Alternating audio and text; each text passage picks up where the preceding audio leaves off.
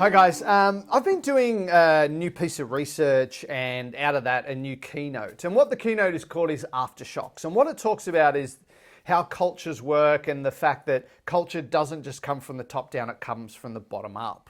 Yeah, everyone affects culture. And what I want to share with you in this video is just some of the research behind that. Now, the research has been cobbled together from some psychologists, mathematicians, sociologists. And what it's been looking at is understanding the psychology of groups, like how the behaviors affect each other when we get together as a group. And this research has been so powerful, it has changed the way policing is done in the US. It's actually formed a whole new model called predictive policing. Now, through this research of how groups affect each other, they can literally predict crime, and which is called predictive policing. But when in the areas it's been introduced, on average, it's reducing crime by 30%. Now, I've taken that research and then applied it to how does it affect organizations. And there's two key principles. Number one is that human behavior self-excites. So literally, if I do a behavior, the chance of the people around me copying that behavior dramatically rises.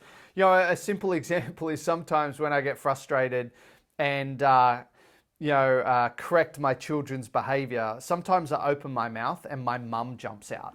And I say the stupid stuff that to my kids that my mum said to me when I was a kid, which one drove me crazy and two doesn't really make sense. But the thing is, I've been around my mum's behavior so much, I've literally caught it. Another example of this is I was hired by an organization, like a factory literally, where people weren't following safety, and the leadership are going to me, oh, we don't know why, and they won't stick to procedure. And then when I went and did a tour of the factory, I went around with the managers and we got halfway along and I saw a sign that said hard hat, high vis vest.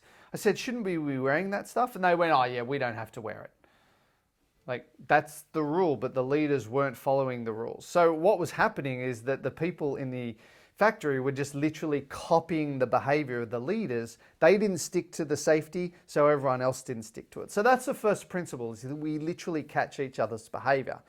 The second thing is that small actions can lead to big outcomes. So we might think something small and trivial, but it has a massive impact.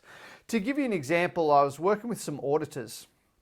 Now they go into different organizations and audit to see and that's not a great relationship. The auditor's not seen as someone they're like the policeman that's going to get them in trouble. So the organization tends not to treat those auditors very well. You know, it's a very adversarial relationship.